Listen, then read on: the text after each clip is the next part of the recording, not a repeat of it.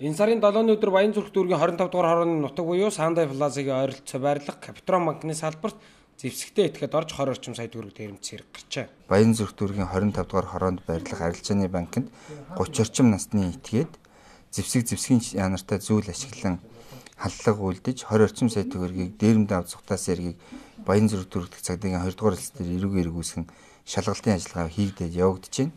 Тухайн этгээдийн авч явсан 20 орчим сая төгрөгийг олж эдмүрийн баримтаар хураан авч уг хэрэг дээр эрүүг эргүүлсэн шалгагдаж байна. Тухайн гэмт хэргийг үйлдсэн этгээдийг улс орны хэмжээнд ерэн сурвалжлах ажил хийгдэж байгаа. Тэгэхээр бас энэ этгээд маань өөрөө бас буугаар зэвсгэлсэн байсан гэдэг нь мэдээлэл шин. Тэгэхээр энэ этгээдэл бол зэвсгийн чанартай зүйл ашигласан үнэн. Тухайн этгээд дээрмийн гэмт хэргийг үйлдэхдээ зэвсгийн чанартай зүйл ашиглан гэмт хэргийг үйлдсэн.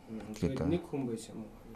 Одоогоор бол нэг хүнийг сэжигтнэр тооцсон ерэн сурвалжилж байна. Гэмт этгээдийн дээрэмдсэн мөнгийг олсон бөгөөд харин энэ хэрэгт нэг хүнийг сэжигтнэр ерэн сурвалжилж байгаа юм байна.